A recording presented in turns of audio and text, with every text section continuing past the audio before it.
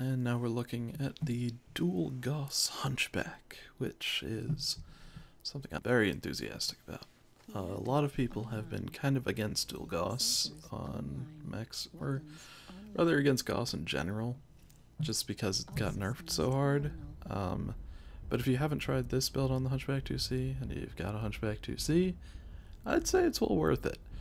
PGI did nerf Gauss pretty hard, but I honestly think that this mech is one of the reasons why. If they hadn't done it, I absolutely think this would have been OP, and it's still good. So like having that massive boost in DPS would have meant that it would have been just broken. Kind of the way it is with a lot of these builds on the Hunchback. Like if they hadn't gotten specifically nerfed in I guess in early December, then they just would have been broken. But thanks to the nerf, they're kind of just balanced now. This build does not really work so well with the high DPS playstyle that we saw in the last couple, where I was just trying to poke as much as possible. Just like constantly out there, constantly shooting. But you can still aggressively poke just whenever you're not on cooldown. Whenever you can fire, just fire. We got Terra Therma on this one, which is pretty good in terms of heat, because other people will be more limited in their DPS just because of that heat. But in terms of the terrain, isn't usually so great for this mech or for this build. Once I do get to the center though, I'm pretty happy to see that my team actually kind of went in, and the enemy team didn't. They've got dudes down in the low ground, which is fantastic, and they've got dudes across the way, and they've got dudes that definitely are not even in the center yet. Most of this game I spend just trying to lay down pokes and keeping the enemy mech scared to really engage. There's a lot of kind of psychological warfare that comes from the Gauss rifle. That 30 damage pinpoint is just scary as all hell.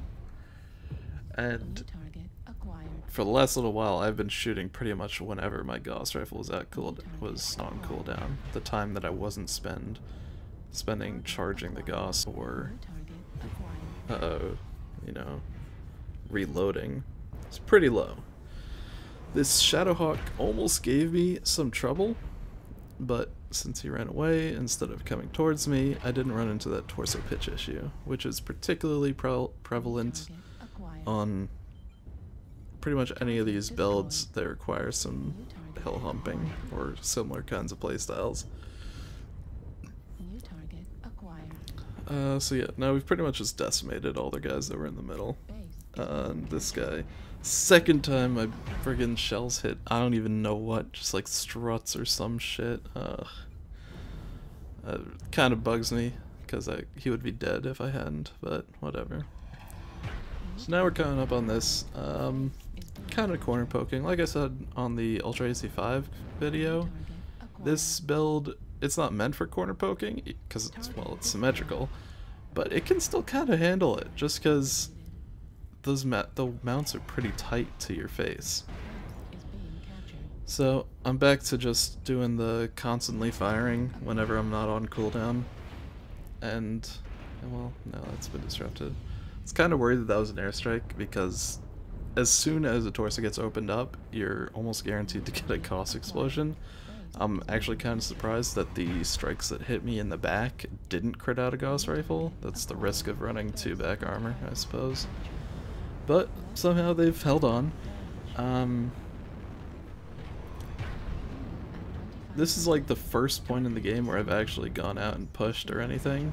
Gotta love the DFA thing where Becks are friggin' invincible. But as you saw in a lot of this game, I was kind of it's hard to really describe it. I was firing as much as I could. Basically, there were a couple times where I was moving and so I didn't have a target, but the rest of the time I was firing every time I was off cooldown. But despite that, I was also in hard cover for the most of the game. I was unshootable because I was just behind a wall or whatever.